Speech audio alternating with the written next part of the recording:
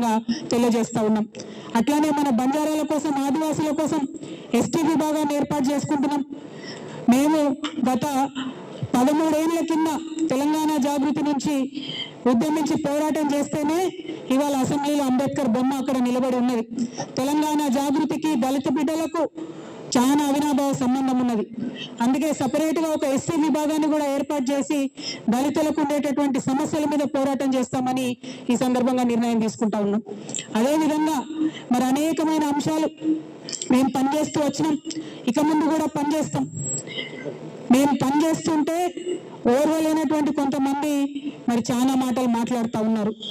వారందరి ఆశల్ని అడియాశలు చేస్తూ నేను ఇవాళ ఒక ప్రకటన చేస్తా ఉన్నాను. కేసీఆర్ గారికి 2 కళ్ళలాగా ఒక కన్ను బీఆర్ఎస్ అయితే ఇంకో కన్ను జాగృతి అయి నిలబడుతుందని చెప్పి ఈ సందర్భంగా మేము తెలియజేస్తా ఉన్నాం. కేసీఆర్ గారి మీద ఈగ వాలితో కూడా ఊరుకోము. రేవంత్ రెడ్డి గారు ఆనాడే మీరు గన్ను పట్టుకొని ఉద్యమకారుల మీద పోతే మిమ్మల్ని చుక్కలు చూపించినాం. భయపడి తెలంగాణలో తిరగలేక మీరు గన్ను పట్టుకొని ఆనాడు తిరిగిండ్రు. ఇదే బీజేపీ నాయకులు తెలంగాణ రాష్ట్ర సాధనలో వెనుక ఉంటే ఆనాడు ఎండల లక్ష్మీనారాయణ లాంటి వాళ్ళు ఒకరో ఇద్దరు ముందుకొచ్చి రాజీనామా చేస్తే ఇదే తెలంగాణ జాగృతి గల్లీ గల్లీ తిరిగి నిజామాబాద్లో తెలంగాణ వాదాన్ని నిలబెట్టుకున్న విషయాన్ని కూడా గుర్తు చేస్తున్నాం. ఇవాళ అంశాలన్నీ మరిచి బీజేపీ వాళ్ళు తెలంగాణ కోసం ఒక్క మాట కూడా మాట్లాడకుండా 8 మంది ఎంపీలను గెలిపించిన వీళ్ళు మన తరలించకపోతుంటే మాట్లాడకుండా ₹1 నిధులు కూడా కేంద్ర బడ్జెట్ నుంచి మాకు ఇవ్వకుండా మీరు చేస్తా ఉన్నారు. ఖచ్చితంగా బీజేపీ వాళ్ళు ఒకవేళ బీసీ బిల్లు మీద మీరు ముందడుగు వేయకపోయినా, గోదావరి జలాలలో మన వాటాను కాపాడకపోయినా మళ్ళీ తెలంగాణ జాగృతి పవర్ ఏందో ఖచ్చితంగా చూపిస్తాం అని చెప్పి ఈ సందర్భంగా తెలియజేస్తూ, మరి మీరు తెలంగాణ జాగృతి యూపీఎఫ్ పాత్ర ఉన్న విషయాన్ని తెలంగాణ బీసీ బిడ్డలు ఎప్పుడు కూడా విస్మరించారని చెప్పి సందర్భంగా నేను గుర్తు చేస్తూ, మీరు మర్చిపోవచ్చు గాక కానీ మేము మర్చిపోలేదు. బీజేపీ వాళ్ళకి హెచ్చరిక చేస్తా ఉన్నాం. మీరు బీసీ బిల్లును డీప్ ఫ్రీజ్ లో పెట్టే ప్రయత్నం చేస్తే కొన్ని రోజుల తర్వాత మళ్ళా జాగృతి కార్యాచరణ తీసుకుంటుంది. ఖచ్చితంగా కేంద్రానికి సెగదలిగే విధంగా రైలు రోకో లాంటి కార్యక్రమాలను కూడా తీసుకొని పెద్ద ఎత్తున ముందుకెళ్తామని చెప్పి, బీసీలకు 42% రిజర్వేషన్లు లోకల్ బాడీ ఎన్నికలు పెట్టే లోపలనే తెలంగాణ జాగృతి తరఫున పోరాటం చేసి సాధించుకుంటామని కూడా ఈ సందర్భంగా తెలియజేస్తా ఉన్నాం. రైతులకు రైతు బీమా పేరుతో ఆదుకున్నందుకు మీరు నోటీసులు ఇచ్చిండ్రా? రైతు బంధు పేరుతో ఆదుకున్నందుకు మీరు నోటీస్ ఇచ్చిండ్రా? కేసీఆర్ కిట్ ఇచ్చినందుకు నోటీస్ ఇచ్చిండ్రా? తెలంగాణ ప్రజలకు మేలు చేసినందుకు నోటీస్ ఇచ్చిరా? ఎందుకోసం నోటీస్ ఇచ్చిండ్రు? అది అసలు కాళేశ్వరం కమిషనా, కాంగ్రెస్ కమిషనా అని ముఖ్యమంత్రి గారు నేను ప్రశ్నిస్తా ఉన్నాను. ప్రతి తెలంగాణ బిడ్డ కూడా బాధపడతా ఉన్నారు. తెలంగాణ జాతిపిత అయినటువంటి కేసీఆర్ గారి మీద మీరు ఇవాళ నోటీసులు ఇవ్వడం అంటే యావత్తు తెలంగాణకు నోటీసులు ఇచ్చినట్టే నేను భావిస్తా ఉన్నాను. ఎందుకోసం ఈ మాట చెప్తా ఉన్నామంటే, ఆ బక్కపల్సటి మనిషి ఒకసారి పిడికిలెత్తి బయలుదేరితేనే ఇవాళ తెలంగాణ రాష్ట్రం వచ్చింది.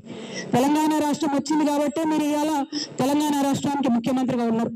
అది మర్చిపోయి అటువంటి వ్యక్తికే మీరు ఇవాళ నోటీస్ ఇవ్వడం ఎందుకోసం ఇస్తా ఉన్నారు? మొత్తం ఈ నోటీస్ ఏంది, కమిషన్ ఏంది, కథ ఏంది? తెలంగాణ జాగృతి సైనికులంతా కూడా యావత్ రాష్ట్రానికి జూన్ 4వ తారీఖు నాడు ఒక మహాధర్నా చేస్తాం. మేము ఆ ధర్నాలు అన్ని కూడా వివరిస్తాం. మీ కుట్ర ఏంది, కాళేశ్వరం ఏంది, ఇవన్నీ కూడా వివరిస్తాం. జూన్ 4వ తారీఖు నాడు ఒక మహాధర్నా చేపట్టబోతా ఉన్నాం ఇందిరా పార్క్ దగ్గర తెలంగాణ జాగృతి తరఫున. ఖచ్చితంగా అక్కడ మొత్తం కూడా మీరు ఎట్లా గుత్తేదారులకు నేను రాష్ట్ర ముఖ్యమంత్రి గారిని డిమాండ్ చేస్తా ఉన్నాను. సీఎం గారు కనీసం ఇప్పటికన్నా మీరు జై తెలంగాణ నినాదం అనండి.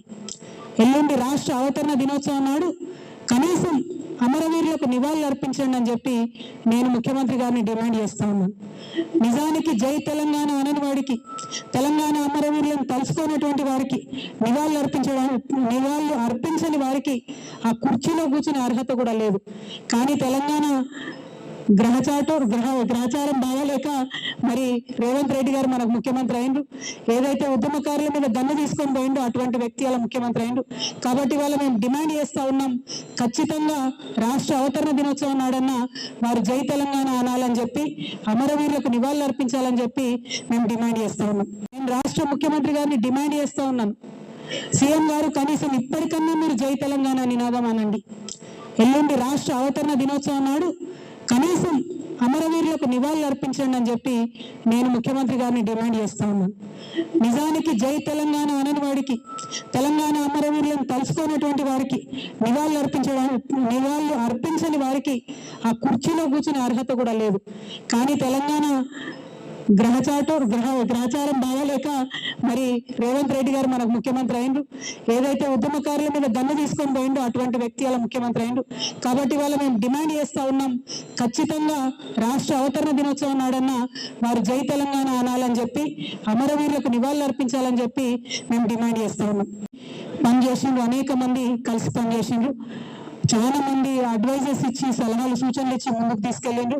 వారందరికీ కూడా మనస్ఫూర్తిగా ఉద్యమాభివందనాలు తెలియజేస్తా ఉన్నాను. కేసీఆర్ గారు తెలంగాణ రాష్ట్రం సాధించిన తర్వాత, తెలంగాణ రాష్ట్రం ఏర్పడ్డ తర్వాత అద్భుతంగా తెలంగాణ సోయితోని పరిపాలన జరిగింది. మేము తెలంగాణ జాగృతి సాంస్కృతిక రంగంలో ఏ చిన్న కార్యక్రమం అడిగినా, ఏ చిన్న అంశం డిమాండ్ చేసినా మాకు నిమిషాలలో జీవో వచ్చినటువంటి సందర్భం. చాకలి ఐలమ్మ గారిని ఉదాహరణకు అధికారికంగా చేయాలి అంటే ఒకటే సెకండ్లో జీవో వచ్చినటువంటి సందర్భం.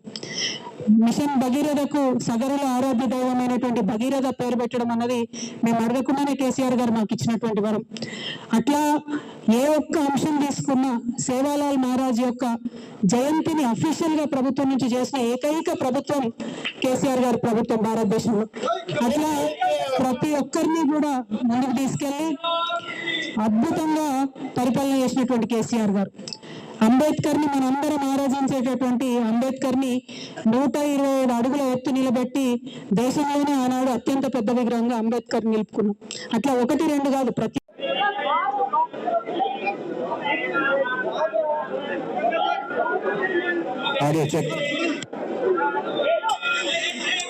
ఫోటోగ్రాఫర్లు కూర్చోవాలి.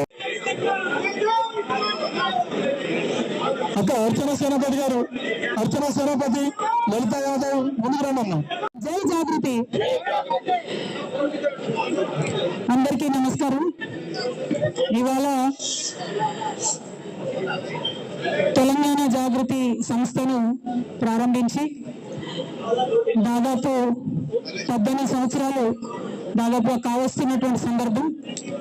2006లో బయటకు వచ్చి సంస్థను ప్రారంభిస్తే ప్రతి ఉద్యమ సందర్భంలో ప్రతినిత్యం తెలంగాణ ప్రజలకు వచ్చినటువంటి ఏ అంశమైనా కూడా చాలా బలంగా తెలంగాణ ప్రజల గొంతుకగా, తలలో నాలుకలాగా, ప్రతి ఇంటిలో ఆడబిడ్డలాగా బతుకమ్మ ఎత్తినా, బోనం ఎత్తినా, వారి సంబరంలో సంబరంలాగా, వారి దుఃఖంలో దుఃఖంలాగా కలిసి ఉన్నటువంటి సంస్థ తెలంగాణ జాగృతి సంస్థ.